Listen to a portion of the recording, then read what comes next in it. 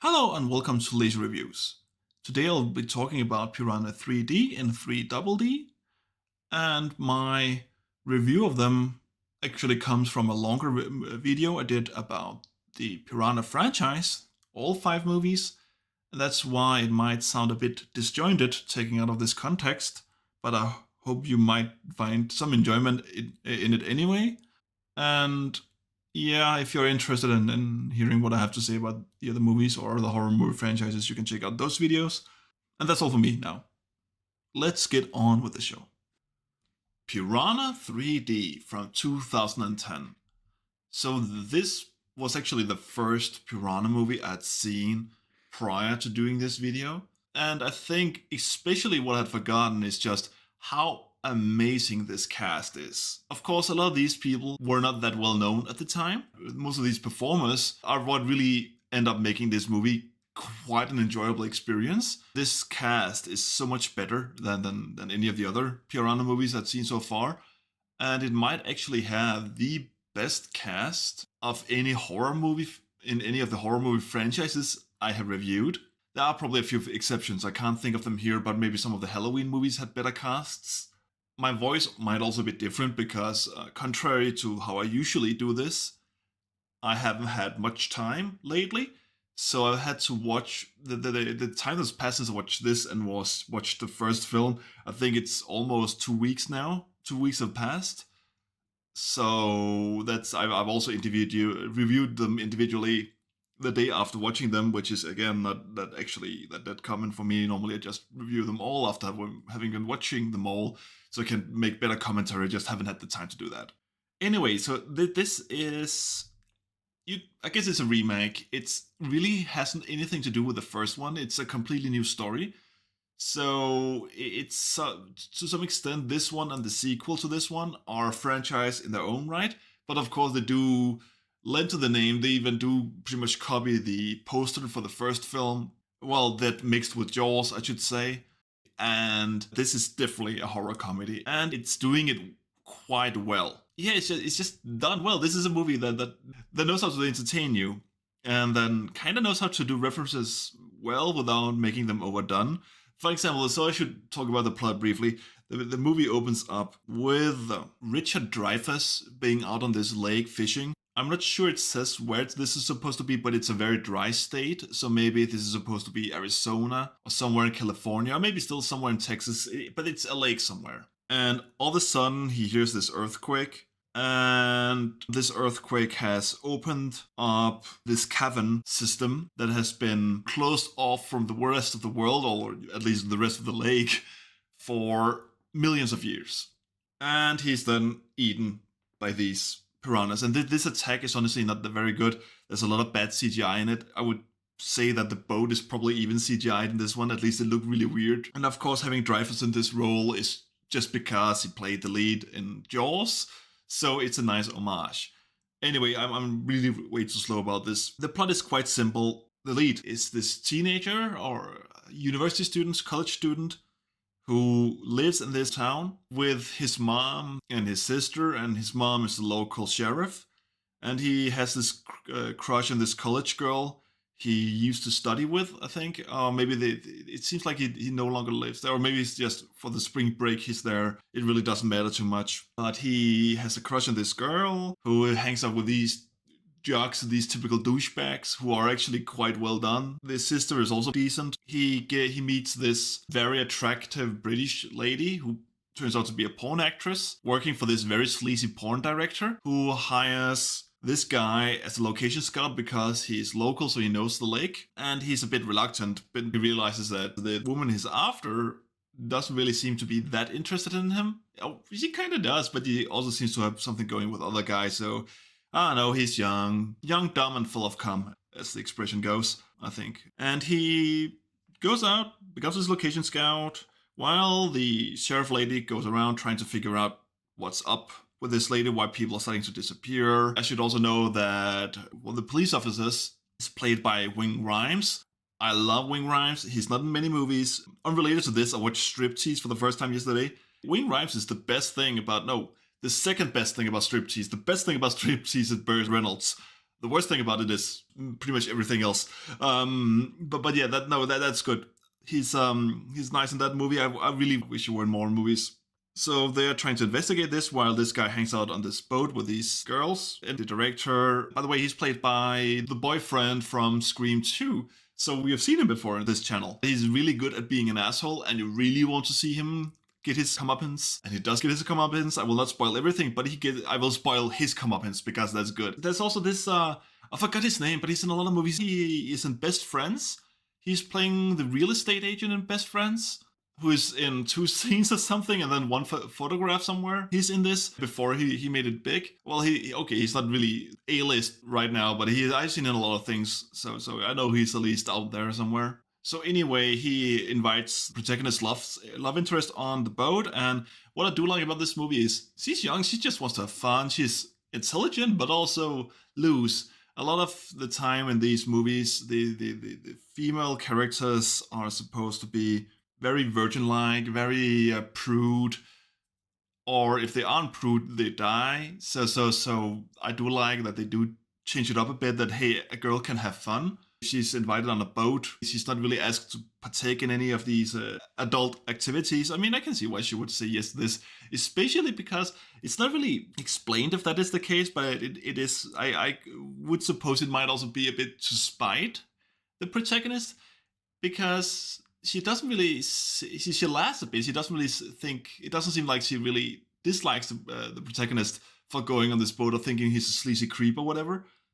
But I do think that it is a part of the flirt or the game she has going with him, that she also wants to come onto the boat and tease him a bit and see also what he's up to, maybe preventing him from seeing other girls. You have to read a bit between the lines, but not too much, and I might be, again, reading too much into this, but I do like that aspect of it. And as the movie goes on, she gets more and more drunk, and the director becomes more and more sleazy and more of an asshole, kind of pushing her into first doing body tequilas on a girl, and then when she has done that, he's tried to get her into even more stuff, and she's so drunk that she almost goes along with it, only that things happen to intervene. At the same time, the police lady meets up with Christopher Lloyd and Adam Scott, who are local wildlife experts. They own this aquarium or whatever, or fish store or whatever it is. And it's revealed that this fish they found because they find one of these piranhas. This prehistoric piranha. It's a species that went extinct 2 million years ago. So that's why they know it's old. And the reason why they're so fierce is that they have the only way to survive in this cavern system they've been locked inside was to eat each other, meaning that only the strongest of them could survive. And they also grown blind, so they no longer see, meaning that wherever there is motion, they will be attracted to. Like they will go where the most motion in the water is.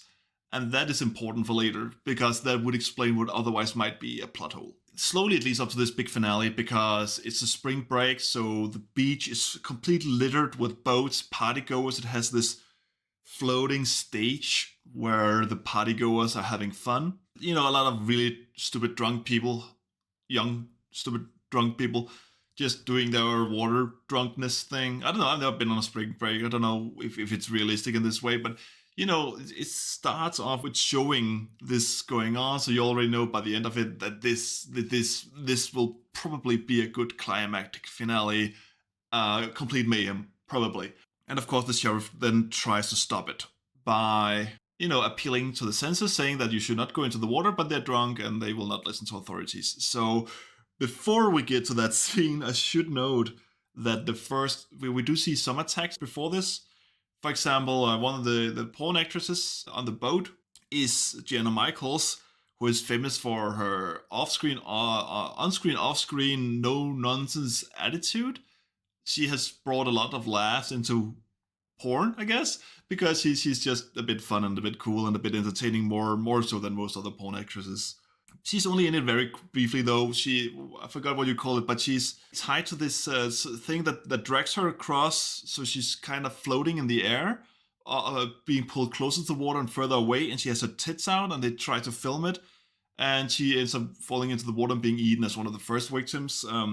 One thing, again, this movie does what I disliked about the other movies. The first victim, Richard Dreyfuss, his body is discovered later in the movie only partly eaten. So again, why would all these piranhas just eat a pieces of him and then move away. It really doesn't make sense, especially when you see what they do later on in this movie. How quickly they just eat up people. Even her legs. Her legs are gone in seconds. Okay, so that's explained. Let's move back to the beach. Carnage ensues. So there are hundreds of people in the water. And there are hundreds of piranhas. Unlike the first two movies, or the first three movies, where there were maybe, I don't know, 20, 30 piranhas at most. In this movie, there are just hundreds of them, and they're swarming these people, and they're eating them up, and people are screaming, and they're trying to climb on anything they can to get out of the water, usually ending up dragging other people with them on their boats, and they climb onto the floating stage, but they too much weight, so it tips over, and, just people dying left and right, being completely chewed up. There are a lot of good boat kill scenes where one boat just ends up decapitating a guy. I think it's actually Eli Roth. It decapitates, who is also a complete asshole in this one. This is a very small role. It also has one absolutely fantastic kill in it. Just one guy completely panicking. He has a boat. He wants to get the hell off. Well, hell onto the beach, hell out of the water.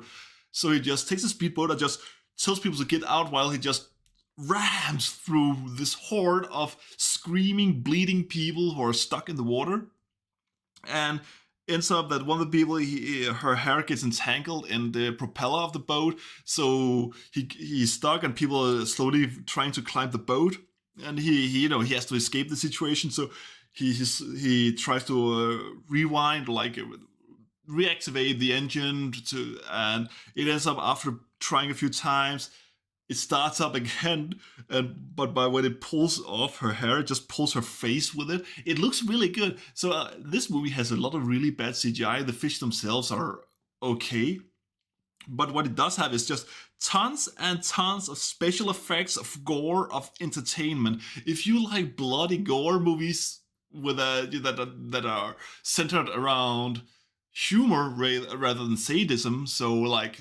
Yeah, a good example would be that the Terrifier franchise is sadistic horror, sadistic torture porn. This is not torture porn, this is just fun gore. This is the fun kind. So yes, it's good, it's fun. Meanwhile, the boat with all the porn actresses is stuck in the water. It gets entangled on some seaweed or something, I don't know, some kelp, whatever. So they're trying to find out what to do. In the meantime, they ended up... The sister and one of her friends defied the protagonist's order of them to stay home while he was supposed to babysit them. So they get stuck in the water on an island, and they are helped onto the boat, where it's revealed that this porn producer is an even bigger asshole. He just doesn't care about anyone. Then things start happening on the boat. The love interest is stuck downstairs with this room slowly filling with water, and hence fish.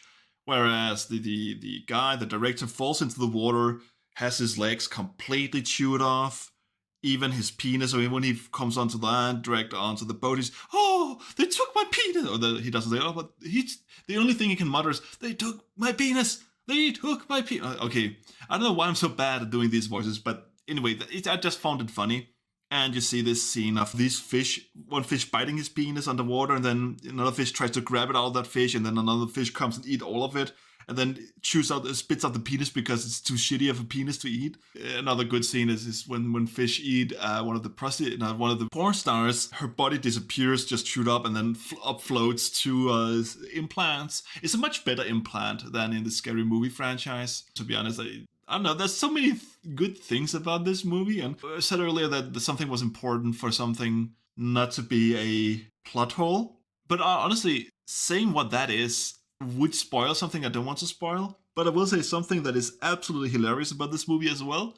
The police officers, when they try to help these people at the beach, start shooting the piranhas with shotguns, precision aiming them so well that fish trying to eat some are shot without the person they're trying to eat getting injured, and they're just doing it repeatedly like these. I understand they're desperate, and it's maybe the only thing they can do, but it's just so silly that just to start shooting these fish with this shotgun. But while that is building up, and while you're already sitting there amazed that this is the solution and that this is actually working, especially shooting fish through water with these pellets, because I don't think they would really fly fast enough to like, the velocity isn't great enough to penetrate the water with a sufficient enough speed to kill these fish.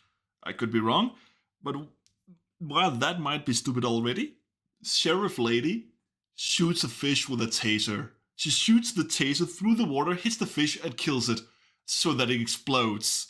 It's not an amazing movie by any means, but I think since watching this is the best horror movie I've seen since I watched the Friday the 13th franchise. Of course, I mean for this channel, I mean not privately. I've seen better movies, but this is at least the most entertaining movie I've seen on this channel for a very long time. This is very watchable. You should watch this. This is a good stuff. This is what this channel is about. Finding the good stuff.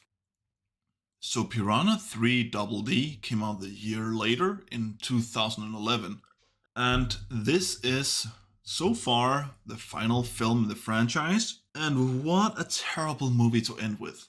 A direct sequel that nonetheless actually doesn't really play that well with the first one. It opens up with a news report about it now being a year since the events of Piranha 3D, and that this town it took place in is now a ghost town, and the speculation that this might happen anywhere in the US. And the movie doesn't really do a good job at the geography, at telling you where these locations are and how far there's between them, because it is hinted at, and I think actually outright explained in the movie, that the location of this new place, it's not really. It is probably a town. Where does this take place? It's this water park, and you don't really see much else. So you don't know if there's a town connected to the water park. You don't know if it's just a water park in the middle of nothing. And to call it a water park is also an overstatement. You see 2-3 different pools and a slide, and that's pretty much it. This is a glorified pool. A glorified pool where all the lifeguards are strippers. So the owner of this place is played by the guy who plays the sports anchor in Anchorman. He's also in a few different things. He's usually a decent actor, and I think it's more the material he's given in this movie, because he's really not good in this movie. Or rather, nothing is good in this movie, so it's not really his fault, but he's playing this asshole stepdad to our lead character, or female lead, I should say, who is also part owner of the park. The mom has died, so she owns 49% of it, but because he owns 51% and has the majority, he can decide what he wants to do with the park. So he has fired all the professional lifeguards and replaced them with strippers and attractive women, often not even able to speak English, who of course don't know what to do with that job. This park also has this huge event. I mean, huge for being such a small place with such a limited customer base. But yeah, you don't really know how far away this is from the place in the first movie, but they do go to Christopher Lloyd's place because these fish come back. So our leads go to him to find out what's going on, and they are really quick to react to this. They do find a fish very early on in the movie, so they're really quick to react, to go to him and try and investigate what's going on. Because the reason why they know about him is not just because of the events that took place in the first film, but since those events, he has written a book. He has also become an internet celebrity in a way, because he has made one video ranting about these fish and the potential harm. It has millions of views on YouTube, so that's why they know of him. It seems like they go to him and return home in a few hours. So, but what really does make sense is all the piranhas in this movie are actually eggs, so it might only be the eggs that made it. Well, that really ruins the cliffhanger of the first film.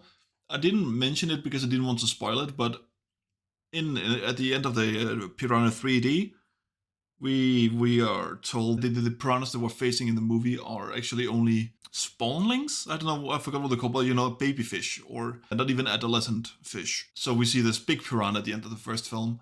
So, that cliffhanger would suggest that in this movie, there would be big piranhas, not small piranhas, but no, they copped out of that one. All the piranhas in this movie, actually, most of them are smaller than in the previous movie, because they are all these baby piranhas, so they do grow old very, very quickly. It seems to take a day or two from being a few centimeters long to being, the size larger than an actual normal piranha. I don't know, increasing in size 4, 5, 6 times in the matter of a few days, which is really stupid. But yeah, that's that. I should also know that the movie opens with Gary Busey. He's only in it for a few minutes before he dies, but he does manage to bite off the head of one of the fish that attack him and spit it out, and that's at least enjoyable in a way.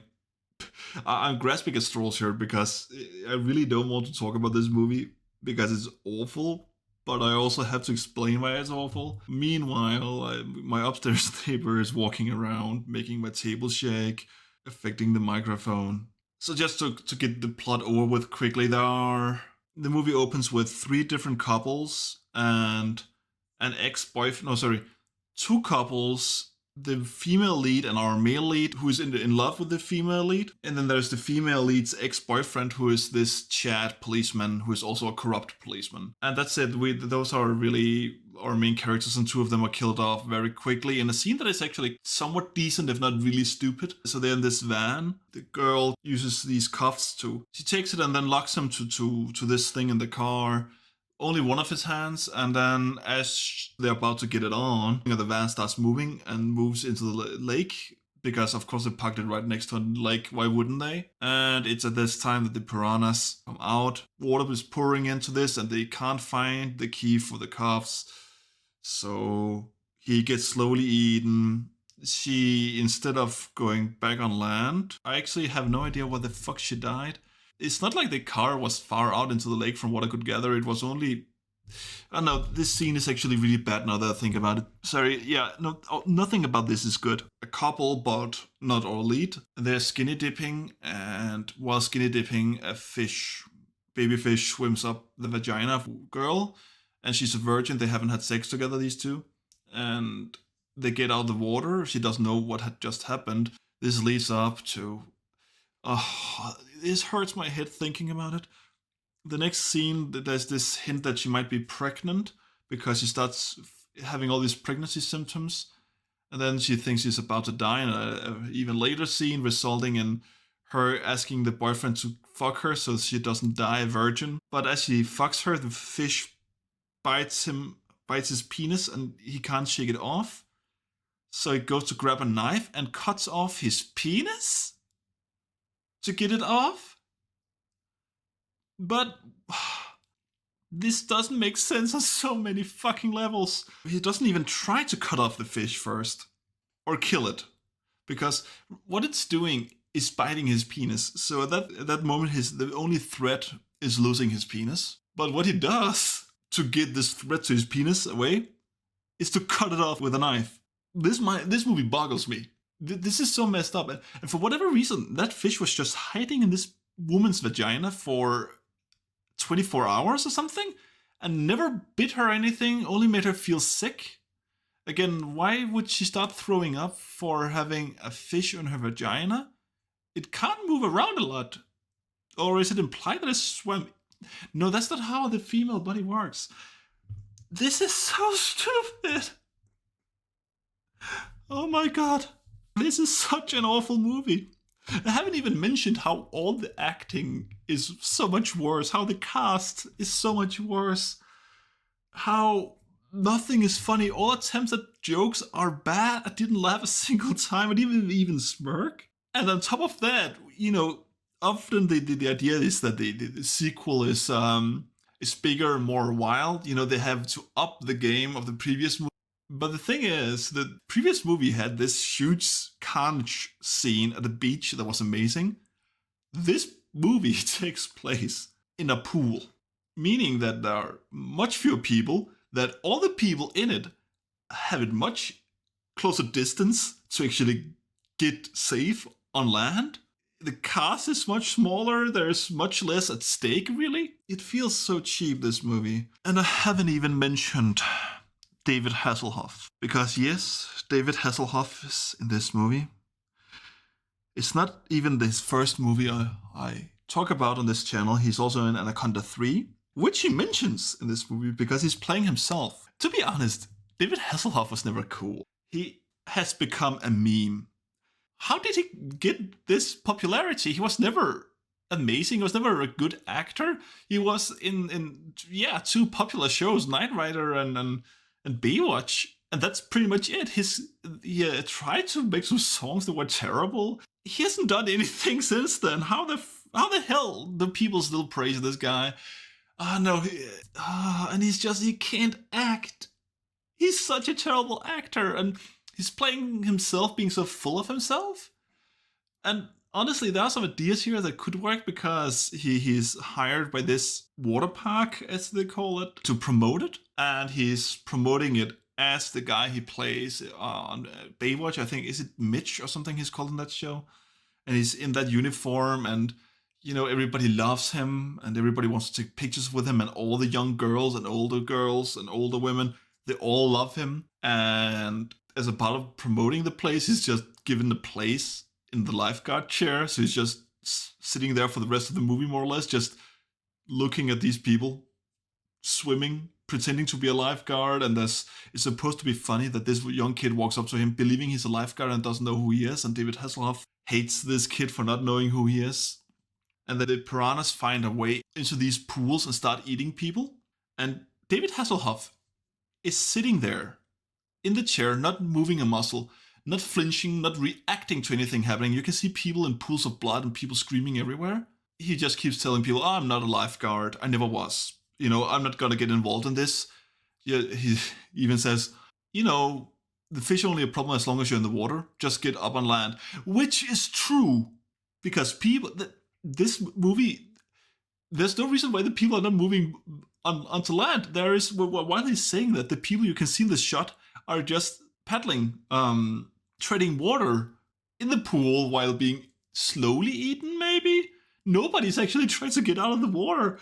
You have so many of the people who actually are killed in this movie are just killed because they're not trying to get out of the water. I mean, some of them are killed legitimately for good reasons, but a lot of them are just, not doing anything about what's happening. And then finally David Hasselhoff decides to go save this ginger kid. I don't think I can convey to you that this is not the worst movie I watched here doing these reviews,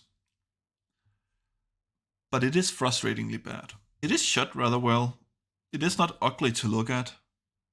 The sound design is terrible, though. There are so many really bad scenes, so much bad slow motion. You have a guy being decapitated by riding this gator or whatever they're called. This, like the things they also have at airports or whatever, at 30 kilometers an hour, maybe, into a piece of plastic string. Not even a thin piece of plastic string. It's used for these banners, so it's at least a centimeter or two, or maybe 3 or 4 centimeters wide, and that decapitates him completely. There are some people I can't mention here because it would spoil it, but there are some people you expect to actually die in the first film, but they show up here. Also, they didn't really have any connection with each other in the first film, but now they're the best friends. Makes no sense. And one of them now has a shotgun leg, so he lost his legs, and now he's back in this wheelchair, but he also has prosthetic legs, and one of the prosthetic legs has a shotgun. It's never revealed how he reloads it, how he can shoot with it, or whatever, but he manages to save one girl and everybody's happy, and then they disappear from the movie. They save one person, and then they're out of the picture, while everybody's still getting eaten all over the place. It's that bad. The movie is that bad. It's just another stupid moment in a really stupid, bad movie. And I think I'm done. I'm sorry if this review of this last movie sound just was all over the place and not too good, but honestly, it just killed me. And unlike my other videos where I actually do talk about all the movies in one big stretch, one big go, here I don't even have that excuse. I made the review half an hour after watching the movie.